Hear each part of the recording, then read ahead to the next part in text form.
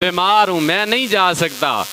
اب اس بات کے اوپر غور کرنے کی بات ہے کہ ارے بھائی، حضرت ابراہیم پاک کو جب غیر شرعی کام کی طرف لے جایا جا رہا تھا تو حضرت ابراہیم نے بہانہ کہہ سنایا کہ میں بیمار ہوں، میں نہیں جا سکتا۔ لیکن اگر ہمیں کوئی کہے نا کہ فلاں جگہ پہ جناب اکھاڑا لگا ہوا ہے، تو ہمیں چاہے جناب سوٹی کے اوپر چل کے بھی جانا پڑے، چاہے ہمیں ایک ٹانگ کے اوپر بھی جانا پڑے، لیکن ہم کوہ میل سفر کر کے اکھاڑا دیکھنے چلے جاتے ہیں۔ لیکن کہا جائے بھائی نماز پڑھ لو، تو نہیں، میری طبیعت ٹھیک نہیں ہے، میرے کپڑے ٹھیک نہیں ہیں، مجھے پیشاب کی حاجت ہو جاتی ہے، مجھے پیشاب کے بار بار قطرے آ جاتے ہیں۔ دیکھیں کہ ہم کس سمت جا رہے ہیں کہ اللہ جل شانہ کے پاک حبیب نے فرمایا کہ میں ملت ابراہیم پر ہوں، کہ ابراہیم کا طریقہ لے کے آیا ہوں، ابراہیم کی سیرت لے کے آیا ہوں، کہ حضرت ابراہیم برائی کی طرف جانے کے لیے جھوٹ بول رہے ہیں۔ اور جب برائی، یہ جھوٹ میں اپنی طرف سے بول رہا ہوں، انبیاء کی طرف یہ لفظ ہم استعمال نہیں کر سکتے، کہ آپ کو سمجھانے کے لیے یہ بول رہا ہوں کہ جب کوئی برائی کی طرف بلائے تو اپنے آپ کو بچانے کے لیے جھوٹ بول لینا بھی جائز ہے، لیکن ہم جب نیکی کی طرف آنے لگے تو ہم پھر جھوٹ بولتے ہیں۔ خیر، اللہ ہمیں ہدایت عطا فرمائے۔ حضرت ابراہیم نے فرمایا بھئی میں بیمار ہوں، میں نہیں جا سکتا۔ حضرت ابراہیم کی قوم والے سارے چلے گئے، انہوں نے ایک بت خانہ بنایا تھا جہاں انہوں نے کافی سارے بت رکھے تھے۔ حضرت ابراہیم نے دیکھا جب سارے چلے گئے تو آپ نے کلاڑا موڈے پہ رکھا، بت خانے میں داخل ہو گئے، سارے بتوں کو تہس نہس کر دیا، سارے بتوں کو توڑ پھوڑ دیا۔ جب سارے بتوں کو توڑا پھوڑا تو ایک بڑے بت کے کندھے پہ کلاڑا رکھ دیا، کلاڑا رکھ کے گھر چلے گئے۔ جب قوم والے واپس آئے، دیکھا، انہوں نے کہا یہ ابراہیم کا ہی کام ہوگا، وہی ہمارے مخالف بولتا ہے، ایک وہی ہمارا مخالف ہے۔ کیونکہ ایسے ہی ہوتا ہے نا کہ اگر کوئی مخالف ہونا کام دوسرا بھی کر جائے تو کہتے ہیں بھی نہیں بھائی یہ ہمارے اس مخالف نے کیا ہوگا، تو کہتے ہیں کہ یہ ابراہیم کا کام ہوگا، ابراہیم کو بلائیں۔ تو ابراہیم کو بلایا گیا، پوچھا گیا ابراہیم یہ کیا ہے، یہ تو نے کیا کیا ہے؟ تو حضرت ابراہیم فرماتے ہیں مجھے کیا پتا، جس کے کندھے میں کلاڑا ہے اسی سے پوچھ لو۔ تو آگے سے جواب دیتے ہیں ابراہیم یہ تو بولتے ہی نہیں ہیں، یہ تو سنتے ہی نہیں ہیں۔ تو حضرت ابراہیم فرماتے ہیں تم بھی کتنے پاگل ہو، جو بولتے ہی نہیں ہیں ان کو خدا مان کے بیٹھے ہو، اور جو اپنے آپ کو نہیں بچا سکتے، جو اپنا آپ نہیں بچا سکتے، ارے انہیں خدا مان کے بیٹھے ہو۔ خیر، حضرت ابراہیم نے اتنی تکلیفیں برداشت کی، اتنی سختیاں برداشت کی۔ حضرت ابراہیم پاک جب پتہ کیا ہوتا ہے، جب بندہ لو قابو نہ آئے تو پھر کوئی اور پروپوگنڈے کیے جاتے ہیں، پھر اوپر سفارش لگائی جاتی ہے۔ اب ہم تو یہاں پہ کہہ دینا کہ بھائی یہاں پہ اس کو تھوڑی سی دین اسلام کی تبلیغ کر دو، تو نہیں بھائی یہ ایسا ہم نہیں کر سکتے، یہ ہمارے مخالف ہو جائے گا، کبھی کام بھی پڑ سکتا ہے، کبھی ضرورت بھی پڑ سکتی ہے۔ لیکن حضرت ابراہیم پاک نے سپر پاور سے ٹکر لی ہے کہ حضرت ابراہیم پاک واحد، پوری دنیا کے اندر اکیلا بادشاہ، پوری دنیا کے اندر اکیلا حکمران، اور ہر طرف کفر ہی کفر۔ اور حضرت ابراہیم اکیلے تھے پر کافر کے سامنے سر نہیں جھکنے دیا، کافر کے سامنے سر نہ جھکایا۔ جب لوگوں کو پتا چلا کہ یہ رکنے والا نہیں ہے تو لوگ چلے نمرود کے پاس، جا کے شکایت کی کہ اس کو بھائی کچھ سمجھائیں، کو ہاتھ تو ڈالیں اس کو، یہ ہماری سمجھ سے تو باہر ہے، ہمارے پکڑنے سے، ہماری طاقت سے باہر ہے۔ تو نمرود نے بلا لیا۔ جب نمرود نے بلایا تو نمرود کی کچہری کا حصول تھا کہ جو پہلے آئے وہ پہلے سجدہ کرے پھر بعد میں بات کرے۔ حضرت ابراہیم آئے تو آپ سیدھے کھڑے ہو گئے۔ تو نمرود بولتا ہے ابراہیم تو نے بات شروع کرنے سے پہلے مجھے سجدہ کیوں نہیں کیا؟ تو حضرت ابراہیم فرماتے ہیں میں کبھی بھی غیر اللہ کو سجدہ نہیں کرتا، میں کبھی بھی غیر اللہ کو سجدہ نہیں کر سکتا۔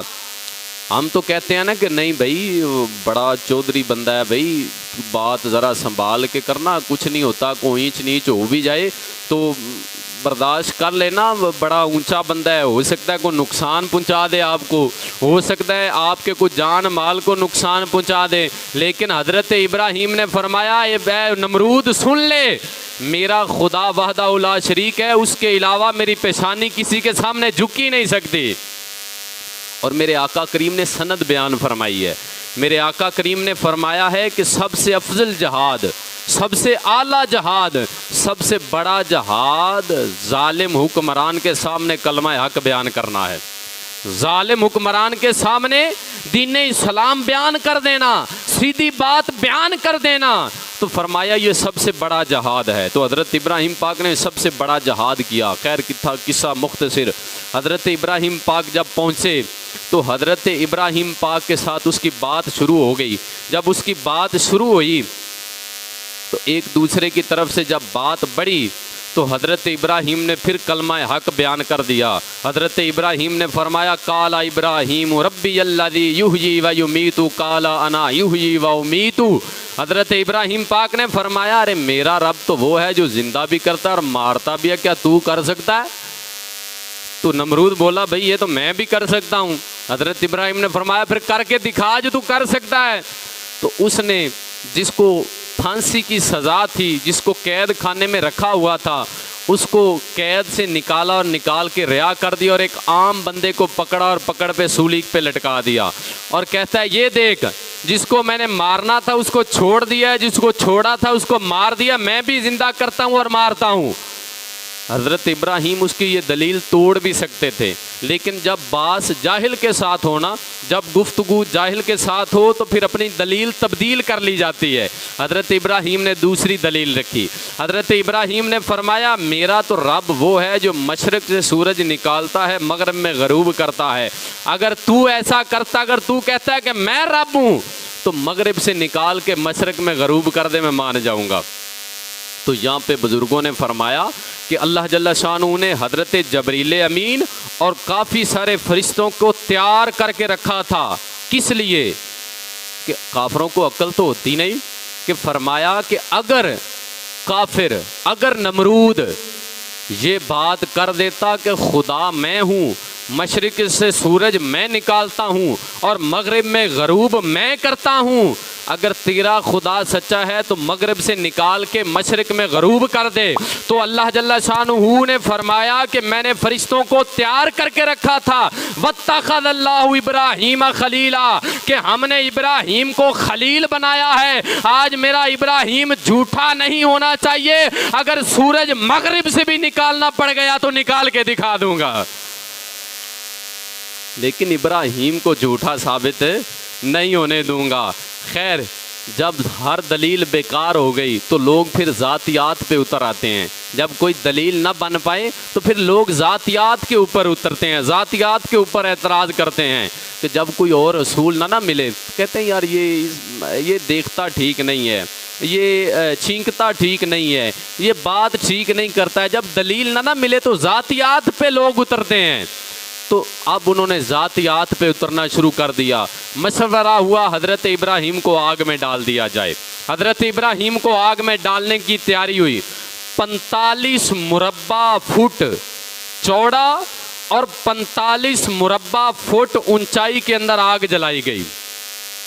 45 مربع فٹ، 45 ادھر، 45 ادھر، 45 ادھر، 45 ادھر، 45 مربع فٹ کا ایک قلعہ بنایا گیا، ایک دیوار بنائی گئی اور 45 فٹ اونچی بنائی گئی، اور 3 ماہ اس کے اندر آگ جلتی رہی۔ اور نمرود نے حکم جاری کر دیا کہ ہر بندہ اپنے اپنے حصے کی لکڑی یہاں پہ لا کے ڈالے، اور لوگوں نے منتیں ماننا شروع کر دی۔ لوگوں نے منتیں ماننا شروع کر دی کہ میں بیمار ہوں، میں ٹھیک ہو گیا تو ابراہیم کو جلانے کے لیے میں لکڑیاں دوں گا۔ تو یہ رواج بھی ہمارے اندر بڑا عام ہو گیا ہے کہ ایک منت ہوتی ہے، ایک خرافات ہوتی ہیں۔ ہمارے اندر خرافات آ گئی ہیں، منتیں نہیں رہ گئیں، کیونکہ منتیں وہ ہوتی ہیں جو شریعت کے مطابق ہوتی ہیں، جو جائز ہوتی ہیں۔ لیکن ہماری منتیں کیا ہیں کہ جناب میں ٹھیک ہو گیا نا، میرے گھر اگر بیٹا ہو گیا نا تو میں اپنے گھر جماعت بلواؤں گا، میں اپنے گھر فلاں بابے کی جماعت بلواؤں گا۔ اب جو جماعتیے آتے ہیں کسی کو بھی نماز کا پتہ ہی نہیں ہے، جو جماعتیے آتے ہیں کسی کو بھی سنت رسول کا خیال ہی نہیں ہے، جو بھی آتا ہے جس کو شریعت کا پاس ہی نہیں ہے، اور وہ خلاف شرع کام کر کر کے ڈھول بجا بجا کے، تو ہم اس کو منت سمجھ رہے ہیں، ہم اس کو منت سمجھ رہے ہیں۔ ہم نے منت سمجھ لی ہے کہ فلاں بزرگ کی دربار پہ جا کے دھاگا باندھ دیا تو ہمارا کام ہو جائے گا۔ یہ منتیں نہیں ہیں، یہ خرافات ہیں۔ جیسے حضرت ابراہیم کے دور میں لوگوں نے خرافات پیدا کی کہ ایک نبی کو جلانے کے لیے منتیں ماننا شروع کر دی، تو یہ منتیں نہیں ہیں۔ جب بھی منتیں مانو کسی عالم سے مشورہ کرو، رابطہ کرو کہ میں منت مان رہا ہوں تو مجھے کس طریقے سے منت ماننی چاہیے اور کیسی منت ماننی چاہیے۔ یہ نہ ہو کو خلاف شرع منت مان بانو اور الٹا وہ آپ کے لیے وبال بن جائے۔ تو حضرت ابراہیم کے لیے منت مانی گئی۔ ایک بی بی نے منت مانی کہ میں بیمار ہوں، اگر اچھی ہو گئی تو میں ابراہیم کے جلانے کے لیے لکڑیاں لے کے جاؤں گی، تو وہ ٹھیک ہو گئی۔ اس نے لکڑیاں اپنے سر پہ رکھی، لے کے چل پڑی۔ آگے سے ایک بندہ ملا، اس نے پوچھا بی بی کدھر چلی ہے؟ بولتی ہے میں نے منت مانی تھی کہ ٹھیک ہو گئی تو ابراہیم کو جلانے کے لیے لکڑیاں دوں گی، تو میں لکڑیاں ڈالنے جا رہی ہوں اس دیوار کے اندر، اس جگہ کے اندر جہاں پہ جگہ بنائی گئی ہے۔ تو وہ بندہ کہتا ہے جا بی بی تجھے وہ جگہ ملے گی نہیں۔ تو وہ بی بی 2 ماہ ڈھونڈتی رہی پر اسے وہ جگہ نہ ملی جہاں ابراہیم کو جلایا جانا تھا۔ خیر قصہ مختصر، حضرت ابراہیم کو جلانے کے لیے لایا گیا، تو لایا گیا تو اب مشورہ ہو رہا ہے کہ آگ اتنی تیز چل رہی ہے کہ اگر اس آگ کے اوپر سے کوئی پرندہ بھی گزرتا ہے تو وہ بھی جل کے زمین پہ آ جاتا ہے، اتنی شدت کے ساتھ آگ جل رہی ہے۔ تو حضرت ابراہیم پاک علیہ السلام کو جب لایا گیا تو منجیک بنائی گئی۔ شیطان نے آ کے مشورہ دیا، منجیک بنائی گئی۔ منجیک جیسے ہماری یہ جھولے بنے ہوتے ہیں، پینگیں بنی ہوتی ہیں، منجیک بنائی گئی بڑی ساری۔ آپ کے ہاتھوں میں ہتھ کریاں، پیروں میں بیڑیاں ڈال کے لایا گیا۔ جب آپ کو منجیک میں ڈالا گیا تو جنت میں بیٹھی حوروں کی چیخیں نکل گئی، فرشتوں کی چیخیں نکل گئیں۔ فرشتے اللہ جل شانہ کی بارگاہ کے اندر عرض کرتے ہیں یا مولا یہ تیرا کیسا امتحان ہے، یہ تیرا کیسا فیصلہ ہے کہ پوری دنیا کے اندر ایک ہی بندہ تیرا نام لینے والا آج اسے بھی آگ میں ڈالا جا رہا ہے۔ یا اللہ یہ تیرا کیسا امتحان ہے، یہ تیرا کیسا فیصلہ ہے کہ ایک ہی بندہ نام لینے والا اور اسے بھی آگ میں ڈالا جا رہا ہے۔ فرشتے تڑپ اٹھے، حوریں رو اٹھی۔ تو میرے اللہ جل شانہ نے ارشاد فرمایا فرشتو واتخذ اللہ ابراہیم خلیلا، ابراہیم میرا دوست ہے، اسے میں جانتا ہوں، جاؤ کو مدد لینا چاہتا ہے تو کہا رہو، وہ یار میرا ہے، اگر تم سے کوئی مدد لینا چاہتا ہے تو جاؤ۔ ہوا کا فرشتہ آ گیا، اے ابراہیم اگر اجازت ہو تو میں اتنی تیز ہوا چلاؤں کہ ہوا کے ساتھ میں آگ کو پلٹ کر ان سارے نمرودیوں کو ختم کر دوں۔ حضرت ابراہیم فرماتے ہیں مجھے تیری ضرورت ہی نہیں ہے۔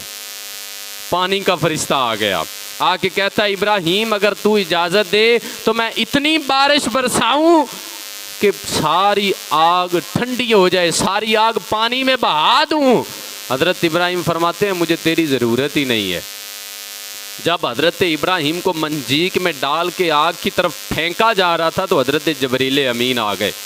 حضرت جبریل امین آ کے عرض کرتے ہیں اے ابراہیم میں جانتا ہوں تجھے کسی کی حاجت نہیں ہے، لیکن اگر تیری کو خواہش ہو، دل کی کوئی آرزو ہو، کوئی آخری تمنا ہو تو مجھے بتا دو، میں جا کے بتا دوں گا۔